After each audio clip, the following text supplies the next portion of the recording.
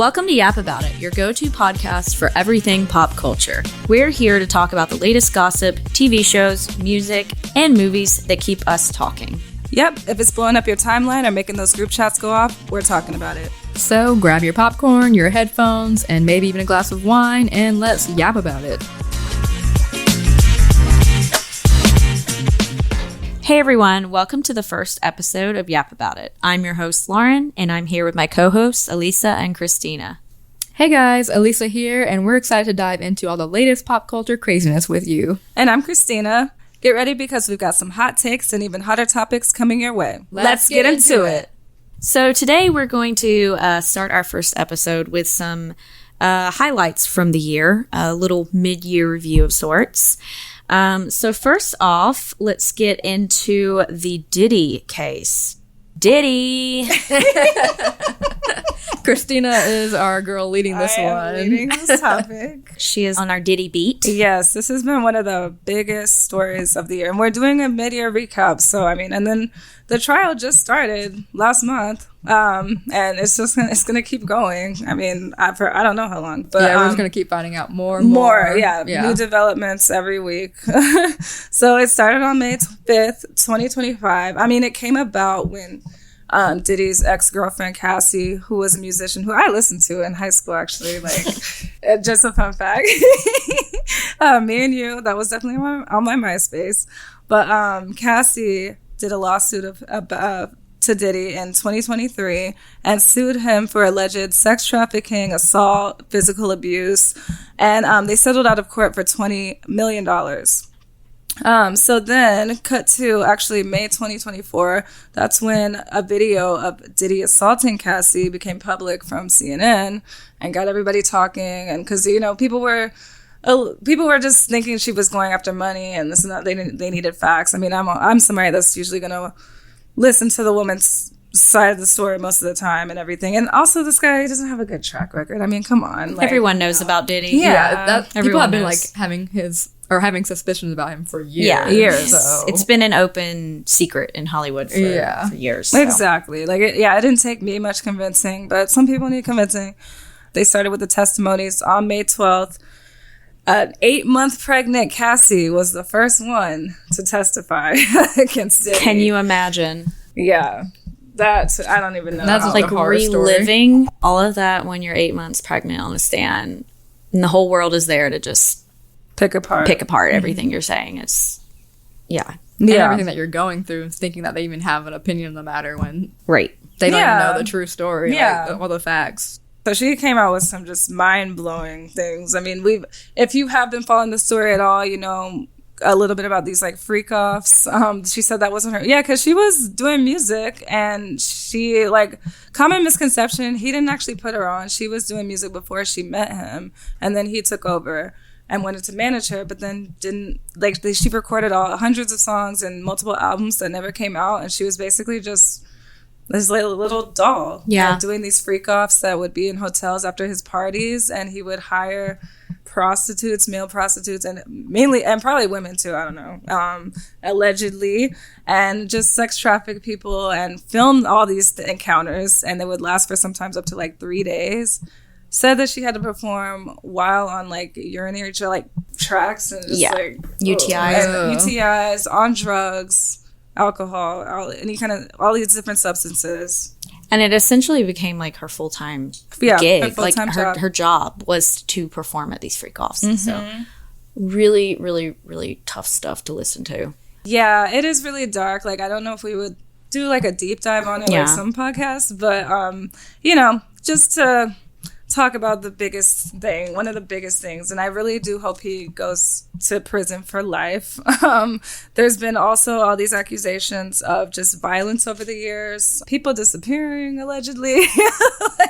It's just hard for me to wrap my mind around how he's gotten away with stuff for so long, especially when he's just hiding in plain sight like this too. Yeah. I can't wrap my mind around it. On the point of disappearing people, he would invite a lot of people on his yachts too. And imagine getting on a yacht with Diddy, you're in the middle of the ocean, you have no escape either. God. there's a lot of like really shady things that probably we won't even ever find out come about. To light. That will never come to light. Yeah. But really, really tough stuff. But yeah, it could be interesting to do a deep dive on it, depending on how this shapes up. Over the next few months, and what else may come from this trial. True. Yeah, there's so many people. Who else has testified or done testimonies? It's been Cassie Ventura's mom, Kid Cudi, who she dated for a little bit and tried to escape Diddy. She's tried to escape multiple times. I mean, she's in an abusive relationship. That's not uncommon. And was in this situationship seeming like, or like a little temporary relationship with Kid Cudi. Diddy allegedly blew up his car when he found out. That was an interesting development. Yeah. And Kid Cudi, he said, they were like, how did you find Diddy? He's like, he was standing there looking like a Marvel supervillain.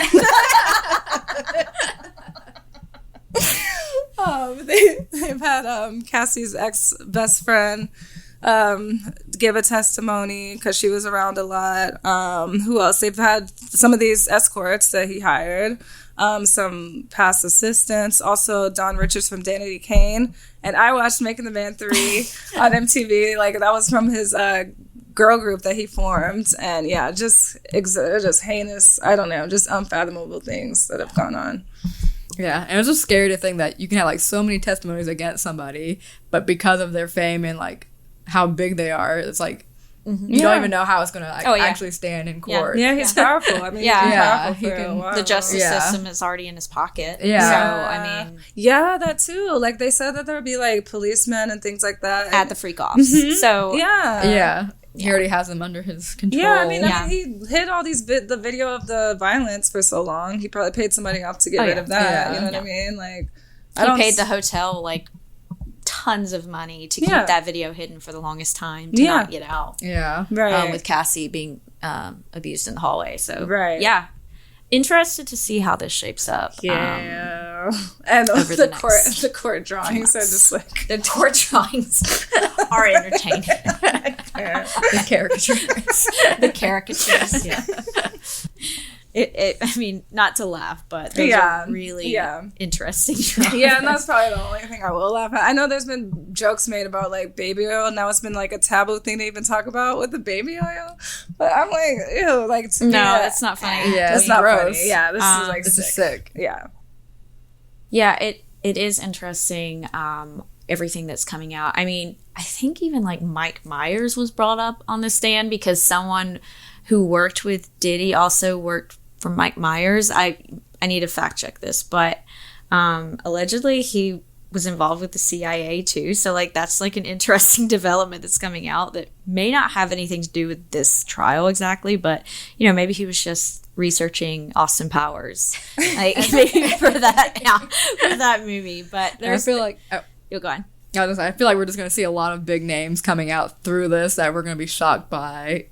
Yeah, like, you know, already it was like Jay-Z. I mean, he refuted it, but like Jay-Z's name was brought up earlier in the year. Yeah. And J.Lo, I mean, she was been laying low up until like the AMAs pretty much, and after, you know, her divorce, but she dated Diddy, and that actually that kind of was one of the first impressions I had of not liking Diddy when I was a kid. It was because she was arrested with him, and I was like such a J.Lo stan ever since I was a kid, because of like just growing up. I mean, I'm a 90s baby, and then like growing up with watching Selena, and then I became a fan of her music and stuff like that, and I just still remember that relationship she had with him that seemed so volatile, and then they both got, you know, arrested. She was carrying a gun unlawfully or something like that, allegedly. For him. Allegedly. For him.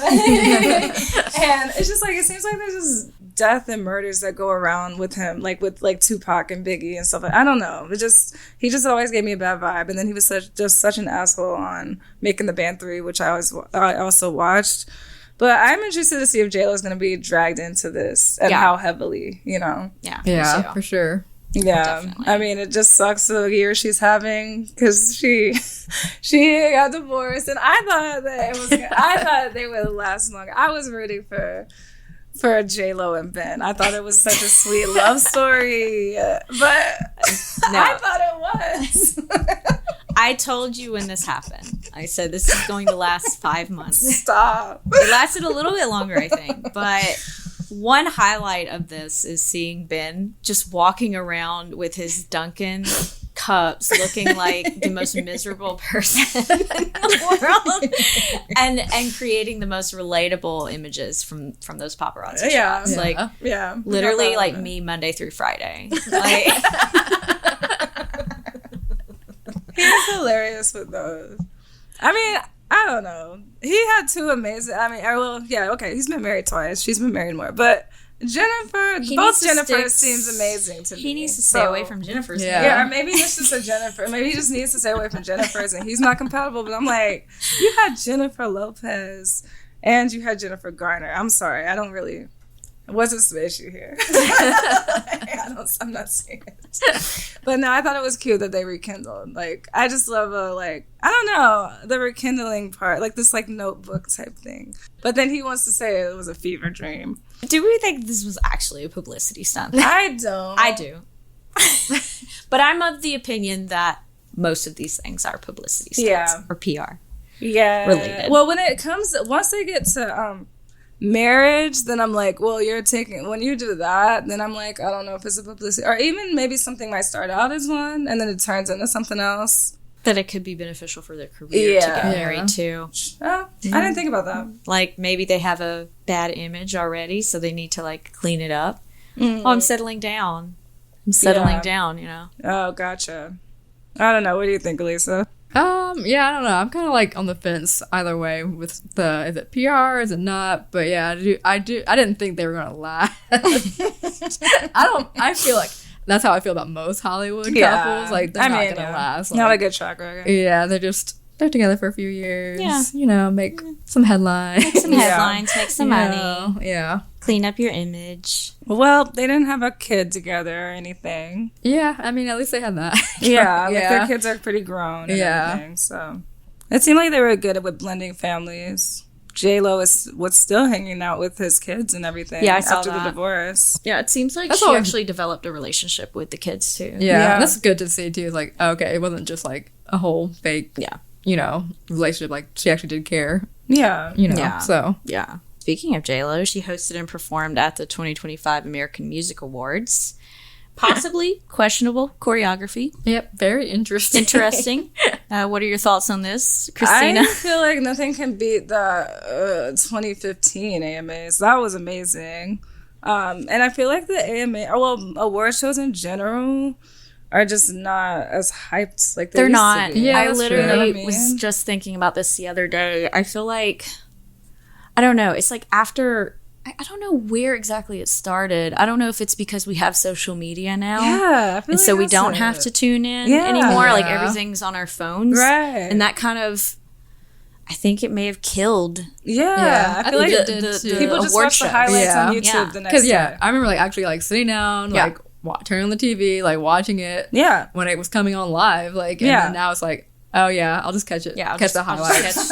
I'll catch a reel. Exactly. I really do think it's like social media, technology, YouTube, all that. It's great, but it's also killing a lot of things. It's definitely killing a lot of things, like attention spans too. Oh yeah. I don't even think most people can sit and watch a 2-hour show anymore without looking at their phone. I mean, I remember watching, the Oscars and like tuning into Tumblr or Twitter after the Oscars. So like, get all the not opinions. during the Oscars. Yeah. But now we just sit on the couch and scroll while we're watching something. Yeah, exactly. So it's an interesting dynamic that we're living in right now. But yeah, speaking of the Oscars, isn't it crazy that they're just now implementing that the voters have to watch all the movies? Like, shouldn't they have already been a thing? I feel like they shouldn't have like made that public at least. Yeah. Or if there was any kind of way to not make it public, because it's like I feel like it was kind of a little bit known in the industry and stuff like that. But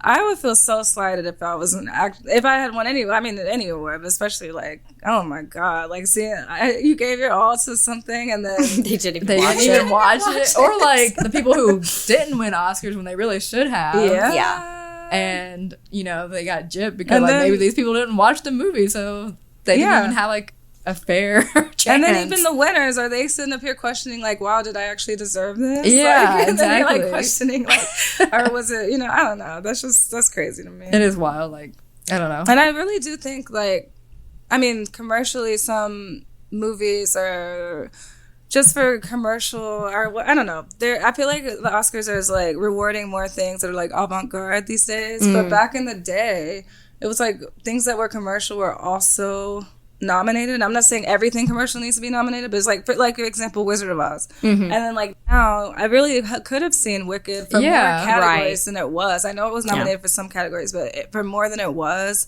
They should have been, because they definitely deserved it, in my opinion, too. Exactly. Like, just because it's not like, I don't know, a like indie artsy movie, like I still think they definitely put in the work, and you know, it showed on screen, so they definitely deserve those nominations. Right, I do too. I think so too. Yeah, and then you have like movies that no one even like watched at all. I mean, I remember like The Artist when that won. Like no one watched that. Nobody watched that movie. I mean, I don't know anyone in my circle that did, but yeah, I completely agree.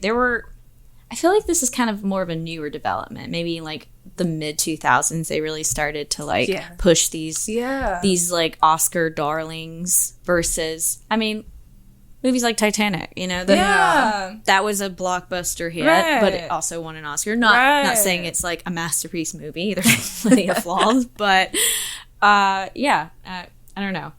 I think there needs to be a new direction. Yeah, it doesn't always have to be some strange unknown indie flick that no one watched. Like sure, it is good to bring light to some of those movies, because they are, you know, some of them are good, but it's like it doesn't have to be so highbrow, like it doesn't have to be all that. Those are the only ones that are nominated. Exactly. On that note though, Wicked, the new trailer just dropped. I am so excited. I'm excited too, and I haven't seen. I actually so I saw Wicked years ago. Not like to tell my age, but play. I still need to see the play. Broadway, so I don't remember, and I remember the songs just because like I studied musical theater. And I was a music minor in college, and like I still knew some of the songs, especially the most popular ones. But I don't remember what even happens in the second act. What? So I'll be excited to see. I mean, I'm still trying to find a way if I can see the musical. Even before, you know, I'll be down to go see it with you. Before it even goes to theater, so I can like, you know what I mean? Yeah, because I remember when it came to the Fox, and I mean, obviously this was like before the movie came out, before they even talked about making the movie, but we just didn't get the chance to go see it then. But yeah, I would love to go see the play, and then you know, so if we see it in a city, or even if it's a city near us, even if it's not here. And I have a lot of homework because I still haven't seen it. I know. This home needs to still watch the first. I do. It's on my list. Good. Yeah, and I actually want to read the book too, because I have the book. I have the book. I need to read that. Haven't cracked it open. Yeah. So okay, I've got homework. Wicked homework. Yeah, there's I mean, spoiler alert, but if you're here, then you've already seen the first. You should have already seen the first one. But there's all these like conspiracies of like where the Toto, and then like the Tin Man are derived from. They're like, oh, this person is this person. Okay. You know what I mean? Yeah. So. Yeah, because it's kind of like the prequel to Wizard of Oz. Yeah, and I mean, when I saw the first part of Wicked last year, I mean, like I went into it like not really knowing much about the story, because like obviously I know Wizard of Oz, but I didn't really know the story of Wicked. So I was like surprised at how much I really did enjoy it, and like, I think again that you need to watch it. I will watch because you will like it more than you think. Well, now it's finally on streaming. Yeah, exactly. It's on streaming now. It's streaming. Yeah, the singing was just like. So good, amazing, so good, like, phenomenal, and so powerful. Like, I did cry at the end. Yeah, I think I'm definitely gonna cry at the second part. Oh yeah, it's heavier than the first part. And that's when she's really getting like, I won't say too much since we have someone in the room that haven't seen it. In the room. Yeah. I kind of know what happens. So I've seen enough spoilers online. Okay. So I kind of know what happens. Yeah. But you can keep it to yourself for now. Okay. We'll go deeper into it later on. Yeah, maybe we should all go see it We'll just do a recap. I already was promised to go see it with somebody, but we can see it multiple times. Yeah, I can see you can see it multiple times. Or we can all go together. Yeah. We'll all go together. Yeah. Speaking of other things coming out, we got a lot of new shows coming back this year, like a lot of new seasons for shows. What do we got? We got Stranger Things finally coming back. That's our show. At last. That's something we all agree on. Yeah. All of the kids are going to be like 25 now.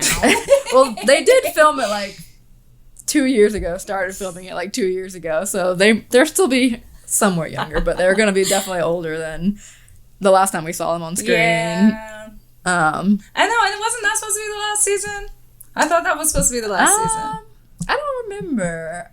Okay, I think they have stretching it out. Yeah, I do feel like that's one thing I get annoyed with shows is when they stretch them out longer than they should be, because stop stretching out shows. I like it when shows like have an ending in mind when they start the show, because then you know, you get a nice conclusion instead of this like ongoing show where it just starts going nowhere. Sorry, but I'm gonna say Supernatural's one of those. It should have ended at like season 5. I'm sorry.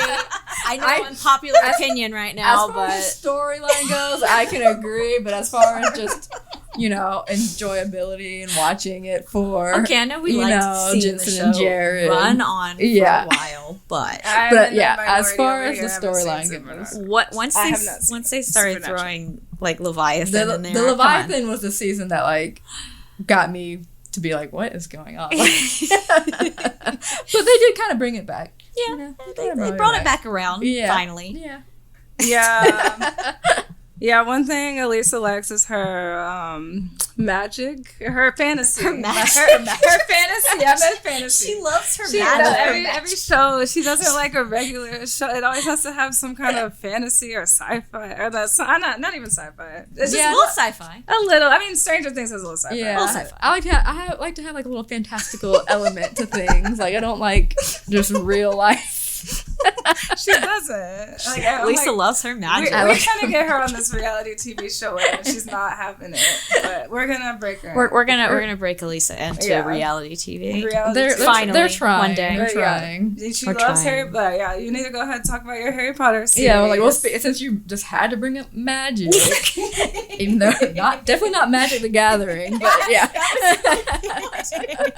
She loves her Magic the Gathering. No, not that kind of nerd. But I am a nerd when it comes to all things Harry Potter. And we all saw the new casting choices for the kids for the HBO series. Yeah. Nailed it. And I think they did a great job. Like, the kids are, like, so cute. I think they're going to be perfect. I saw the video of Arabella Stanton, her audition video, and, yeah, she's going to nail Hermione. Yeah. Definitely. For sure. Definitely. I mean, even, like, her diction, like, sounds just like Hermione. Yeah, she has that, like, that snapback. Yeah. Like, oh, yeah. I'm smarter than you. You're all a bunch of little idiots. Yeah. How is it? Do y'all know how many episodes it's going to be for the series? I haven't seen anything about episode count. I do know, obviously, it's going to be, like, a season for a book. So there should be. I didn't know that. Yeah. So there should be 7 seasons. There should be about, I'm guessing if it's an HBO show. Like, knowing HBO, at 10 least to 12. 10 to 12 episodes, True. I'm guessing. Okay. And they can fit a lot into Yeah, especially because HBO show. can sometimes do longer episodes. Like, sometimes they'll do, like, hour-and-a-half episodes. Yeah. So. Really curious to see this new take. Yeah, I think it'll be a Potter. good, fresh take. Like, obviously nothing will beat the originals. Yeah. Just because of the nostalgia that we have for them. But I think HBO can really dive into, like, all the things that we didn't see in the movies because they didn't have time to add into the movies. Yeah. Because they're movies, you can only add so much. So I think that'll be really interesting to see. I have to reread the books. I mean, I know I keep saying that, but before the series comes out, I'm going to make an admission. Well, you do have time. I mean, I have time. Yeah, they're just probably starting filming this year, so it'll still probably be like not until like 2027 before it comes out. Shoot. Yeah. You think that long? Yeah. Oh, shoot. Yeah. You know what? That is true. You know how shows work. Yeah, and especially, the way shows work. And especially I'm HBO. still waiting on Euphoria. I mean, I know it was COVID and the writer's strike, but I'm like, oh my God, we're getting it in 2026. And I'm like, oh my God. The last season was in 2022. I'm tired over here. No, I was kidding. I didn't even realize that they're still coming out. They are, and it's just like the same kind of issue with like Stranger Things. Like, they're supposed to be in high school. I'm sure they're gonna change it. Maybe they'll have probably graduated by now, but like, it's time sensitive because they're in high school, and like, these kids are already in their 20s, pretty much playing high school, so they're gonna be looking older. You know? And that is the thing with like them redoing the Harry Potter. They're gonna have to like film it probably like very each quickly. year. They have to film it very quickly to keep the kids the right age for. And at that age, they're gonna grow. They're gonna grow so fast. Remember how like in the third Well, even from the second movie to the third movie, they like really grew Yeah, up. they did. I remember that. And then in the fourth movie, they're like all awkward teenagers with their long hair. You know how cringy it is to watch Goblet of Fire now? Like, oh, I love the third and fourth one. I know, I do. Yeah. The third is my favorite. Prisoner The of third is Azkaban my favorite too. And favorite. like people hate on that one because they were wearing normal clothes and like wear their robes. But I liked it. It gave like a realistic factor to it. Yeah, it did. And I just felt like that was like the first movie where it starts to get darker, but it was too still, dark. There's still magic. You know, you still have that like lighthearted aspect to it. Yeah. Agreed. And yeah, I don't know. The fourth one, now watching it as an adult is just so strange because it's like they're trying to make Harry just a little bit like, not sexy because he's a teenager, but like they're like he's in the bath. He's in the bath. Him and Robert Pattinson in the bath. Oh, it's really bizarre to watch. I mean, Robert Pattinson, that's a whole other conversation. Right. Oh my god. Oh yeah, we could have a whole podcast just about it. I did have a crush. I had a crush on My him boy. more in those. My boy. That's my boy. I love that part. That's my. You love that part. What is wrong with you? I love that. That's my son. That was sad. Okay, sad. I didn't mean it like that. That's just one of the most quotable parts. And I love it, the music. Yeah.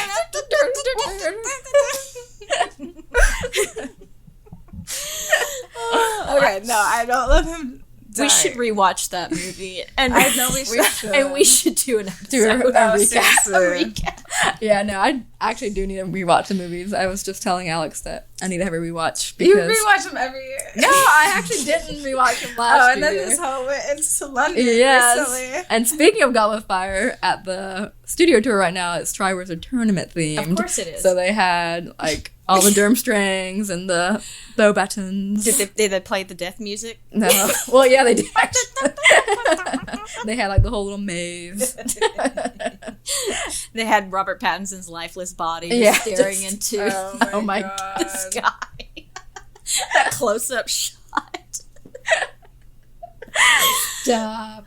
Oh gosh, yeah, no. But speaking of things that I did in London, I did go see Cursed Child. Yeah. Which was amazing because over there, which is obviously where it originated, they have two parts, so it's like 5.5 hours long. You go see like the first part is like 2 hours, and then you have like a long intermission for like an hour and a half to go eat lunch and stuff, and then you come back for 2 more hours. And then when they started doing the play here at Broadway in New York, they shortened it down to 2.5 hours. Because Americans don't have exactly. I'm like, how do you the shorten attention down span for that? It's so true. I'm like, how do you shorten down a 5.5 hour play to 2.5 hours? Like, how do you cut that much stuff out? Like, that's a lot to cut out. But I am excited, and I do want to go see it again on Broadway because Tom Felton is joining the cast for a 19-week run. We're gonna go see that. We're gonna weekend trip. Yeah, we need to take a trip. Yeah, the pre-sale starts soon, so yes, we gotta look into that weekend trip. No, but 100%. I mean, the West End is so much better to see shows than, in my opinion, than totally. Broadway. I mean, that's just really Oh yeah. Well, I think it's crazy too because like they have whole theaters dedicated definitely to a play, to a specific play. It's not like. It's not like interchanging. Gotcha. Like this is the Cursed Child Theater. This is where it lives. Yeah. Like Gotcha. So I saw King Lear in the West End. Yeah, and I saw Sir Ian McKellen play. That's cool. That's production. Really cool. That was great. Yeah, I and the tickets are a lot more affordable. They are a lot more affordable than Broadway. Yeah, so, yeah. I would definitely see another play in London again. Yeah. For sure. Nice. But I'm excited about Tom Felton. That's really cool. Yeah. When I saw that news, that was shocking. I'm like, that's crazy. Like, especially because he's never done like theater acting before, so this will be a totally different role for him. Like going from screen acting to being on a stage. Like, it's a completely different world. Yeah, a lot of the actors have. I feel like they've either continued and some of them have dropped off from acting. From Harry Potter. Yeah. Does Emma Watson even act anymore? Or she dedicated herself to like activism? I feel like I haven't seen her in anything since Beauty and the Beast. I don't think so. Yeah, I did hear like in a podcast one time that she got really turned off from acting after the filming. Was it This Is the End? Oh. Because Franco was so bad on that production that she was like, I'm done. I can see that. I could see it. I have definitely heard other things about Franco. But yeah. Allegedly. Allegedly. We don't have to get into that. Yeah. Yeah, I need to know about that. We got to end that with allegedly. Yeah. Allegedly. But yeah, I mean, after you've done like something as big as Harry Potter, it's like you don't have to really continue acting. You can really choose what you want to after that. Exactly. So. And then, like, that's why Daniel Radcliffe started doing like really obscure roles, quirky roles, because he like wanted to pursue doing different types of roles that that most people don't do. Yeah, and then he even did stage work too. Like he did. Yeah, I do remember hearing about that. Remember Equus? Yeah. Well, did he? Yeah, he was like nude in that, right? Yeah. Was that the one? Yeah, the I heard horse. about that. Yeah. Yeah, I've read a quote from Emma Watson like years ago. And she's like, I mean, in reality, I don't even have to work the rest of my life. But, right. Yeah. Like, none of all of them are set for life. It's set for life. And like I feel like Rupert Grint really has probably done the least out of the main three. As far as acting. And then he just recently had a baby. I saw that. Yep. Since we've been talking about my favorite thing for a little bit now, we can talk about Christina. Yeah, I'm going to be on the Swiftie corner right here. I mean, we all are Swifties, but there's like tiers, So I'm like the obsessive Swiftie. No, I'm not the one going and like doing the most crazy stuff online. But as far as like the knowledge and everything, and the knowledge base, supporting of my girl, but I'm not the one that's like, well, not the crazy ones y'all be. She's like Charlie Day, with the little red string and all the pictures, and she's like, yes, she's like piecing the information together, all the information like, where about is this reputation? man. I need reputation. And this one, and this X, and this. When she announced TTPD, I remember they were like, "Why are y'all getting so worked up about this?" Like Alisa and Lauren, and they were like, "What's going on?" And we were like, "We thought she was gonna release Taylor's version of Reputation." I'm like, I can't even explain this to y'all. Just like do your research, okay? I mean, I was honestly more excited about the new album than I would have. Like, I love Reputation, but I'd rather hear new music from her than like. A re-recording, which even though like I do think it's great that she like did re-record all her music and now owns all her music, sometimes it doesn't hit the same. I'm like, my favorite re-record was Red because it I loved having the 10-minute version of All Too Well. And that one. That rips you to pieces. Yeah. I know, right? Yeah. That actually turned me on to Taylor. Yeah. Oh, really? Yeah, I wasn't a Swiftie until she released that 10-minute version. I do remember that because Lauren and I would disagree on her in the past. I do remember that, and because I was like, I wasn't really a Swiftie until Red came out the first time originally, and that was like my album that like got me into my album that got me into Taylor Swift. But then like Lauren Brooks still hadn't gotten into her yet. Yeah. I mean, I know she wasn't crazy about it, but I didn't know. Like, yeah, it was the 10-minute version of All Too Well that got me on the Taylor train, and then I kind of started exploring like folklore. Yeah, I feel like that got folklore is like definitely your vibes. Yeah, I think out of all her albums, my favorite. I mean, I'd have to really think about it, but like 1989, I do love Folklore and I love Red. Yeah, but so like she recently said she's not going to re-record the debut album or Reputation just because she's in a different place with Reputation now. And I mean, just sonically, that's just hard to do because it still has to differ when you re-record it. It can't be a carbon copy. And also, even if you did try to do a carbon copy, it's just hard to do sonically. And she's not gonna have the same emotion because she's not in the same place. Mm-hmm. Her debut album, like her singing as a 35-year-old, oh my god, about the stuff like she sang about when she was like 16. That's an like entirely different 14, place 16, like staying out late because your mama don't know. Yeah, so, like you can't sing that in your 30s. Like it just doesn't work. Yeah, like, and that's probably the one that I'm least acquainted with is her debut album. Me too. I was definitely not a fan of her when I was a fan of the radio singles, like the hits off of there, but I still haven't, like, I probably have listened to each of the songs once, but it's not something I go back to like all the other ones for me. Agreed. Right. Agreed. Yeah, but I'm going to give you a little history lesson, get you caught up to speed about her just owning the Masters and how it came about and everything. So back in 2019, and music business, just fun fact, that was my major. I mean, it's changed a whole lot since I've been in college because of streaming and technology and this and that. But, I do know that it's very hard for artists. They get sucked in these shitty contracts and it's hard for them to own their masters. And so in 2019... Taylor Swift wanted to own her masters and just own her work. She said that she signed with Big Machine Records when she was like 14, 15 with Scott Bruschetta. She was the biggest major artist. Like, he has more artists on it now and back in 2019 and everything when all this happened. But she's the one like who, you know, who was the foundation of it and made it to what it was.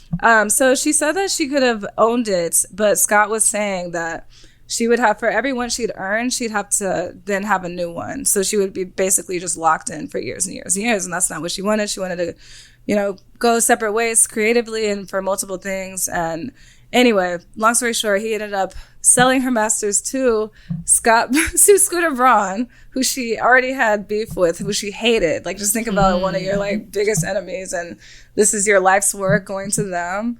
And I mean, it wasn't just her work. Like, I think he bought like several artists on masters from the Big Machine Records, but just the fact that she was the biggest artist on there, and you know, she, like I said, she had a hand in making it what it was. Obviously, my girl didn't like that. So if y'all remember this played out on Instagram back in the day. In 2019, it was this whole thing. She like made a whole statement, and then Scooter's wife got involved. Justin Bieber got involved. that Taylor What Up post, and it's like Kanye, and it's like it's a screenshot of him FaceTiming like Kanye and Scooter Braun, and like and it's Justin, and just in the midst of all this going on. So that just turned into why she re-recorded all these albums. She's re-recorded everything except Reputation and the debut one. And Reputation was the very last album that was on the Big Machine Records. Everything after that, she doesn't have to re-record or anything. So recently, she was able to buy all of her masters. So we're so happy for her with that. And she devalued, I feel like, the original ones anyway, because she was telling her fans to stream the new ones and everything, so they just lost their value anyway. But yeah, I'm just happy for her, you know. That's super exciting. That's really big, because not a lot of artists can say that they own all their music like that, and all her merch too, like her merch, music videos. She said music videos, the concert films, everything. I know that there was some roadblocks. I know when she said that the Netflix special was going to come out, I remember there was like a roadblock about that because she didn't own her masters, and she's like, but I need this because it's going to be featured in the film, you know. So now she doesn't have to worry about any of that. You know? Good for Taylor. Good for Taylor. I mean, she definitely knows what she's doing. Like, she's a smart businesswoman. Oh, definitely. My girl's she's one of the only artists of these days that has become a billionaire and not have had to, and no shade to those who have a makeup line and all that. I'm not saying that. But it's just on music alone. Granted, she does do these like little, like have a version of this and like, oh, this is the whatever EDM version of this. And I don't know. I know she does like little things. But still, to say that you don't have to have all this like merch besides your concert merch. Or like you don't have to have a clothing line. You don't have to have a She didn't have to have the Taylor Swift lip kit, you know? Exactly. Like you don't have to have all these other things, and it's just from touring and your music and all that, you know. That's impressive. That is impressive. Yeah, for sure. Definitely. Self-made. That's a self-made billionaire. That is. All right, so I'm going to switch gears a little bit. Time for Bravo brief. So Real Housewives of Rhode Island is officially on the table, according to Andy. There's a rumored cast. According to Andy, they're very Italian. So I'm really hoping for some early New Jersey vibes here. I know that Dolores Catania is rumored to at least make an appearance because she already has a relationship with some of the ladies on the cast. So interested to see how that's going to shape up. And also, Rachel Zoe is joining Real Housewives of Beverly Hills for the new season, which is going to be, I think, a nice addition. She's returning to Bravo. Because she had a show on Bravo before. Yeah, she's already friends, or Instagram friends, with Sutton, Kathy, and I think Bose. Not Kyle, though. So I wonder if we're going to see some beef between them. I don't know. But just a little update there. And last but not least, Next Gen NYC premiered. And I don't know. What's your take on the first episode? I like it. I came in with really low expectations, and that's not a knock on the kids. But why did you have low expectations? Like, okay, well, it's a bunch of Gen Z kids running around New York, and they're all nepo babies. Like they're nepo babies. Yeah. So I'm like, okay, let's see how this pans out.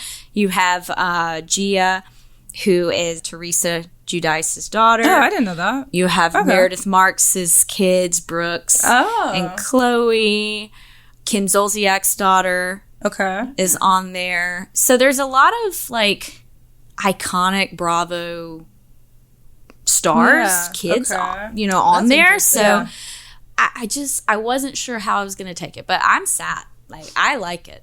I watched the episode last night. I'm going to give this one a chance. I just joined the Bravo universe a couple years ago. Before that, and even Lauren, because we've known each other for a long time. We weren't about Bravo. No, we weren't about Bravo. So it's been in this past few years. I jumped on it after Scandival and just coworkers talking about it, and I gravitated towards Vanderpump Rules because I've worked in the service industry for years, and like, let me just go ahead and see what this is about. And then that so ended you up know being, about that back alley, right? Yes, you know about that. There's always a back alley. Yes, we had something like that at one of my jobs, like when people go out. Yeah, it's just so funny. So from there, I went to the Valley. Now I'm watching the Valley, and then I'm like, I do want to give this Next Gen. Or was it Next Gen NYC? Gen NYC, I do want to give it a chance, and we're trying to get Alisa to be on it too. I have yet to jump onto the Bravo train. Yeah. They both keep trying, especially Lauren. So maybe I'll start with this one. It's just like so intimidating when they have like 10, 12 seasons. Like, how do you even start something like that now? It's I have watched one thing as Housewives, but yeah, like you said, it's intimidating sometimes. Right. Yeah, it's like it took me like 5 years to get through like several seasons of this. There's a lot of other shows out there that I need to watch too. Oh, it's true. Me too. So, and y'all know I didn't have TV. I didn't have a bunch of streaming or TV for a few years. Yeah, so you got behind. So I'm like making up for lost time. Yeah, but since this was new, maybe I can start with this one. Yeah, one episode right now.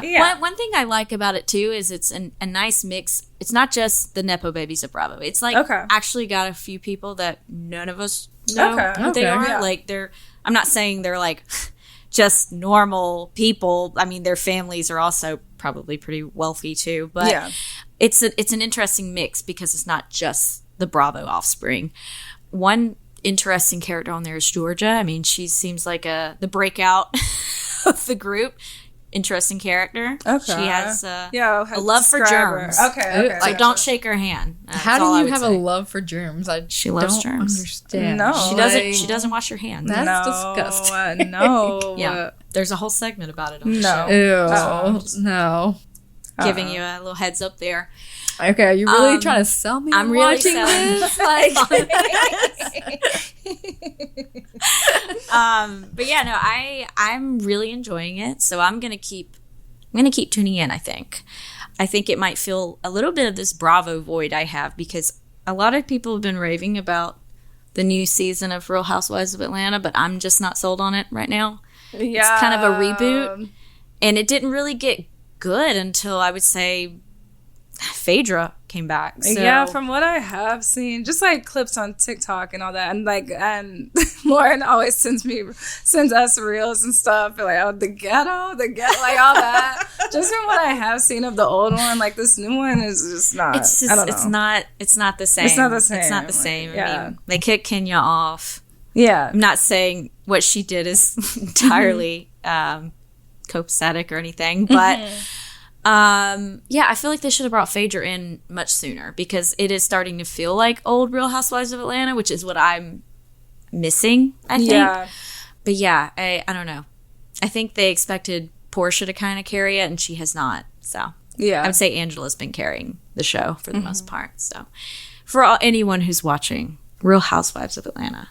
And so to wrap up today, we have a segment called This Day in History, and we're going to discuss some moment in pop culture history that is meaningful, weird, cringy, chaotic. Something notable. Something notable.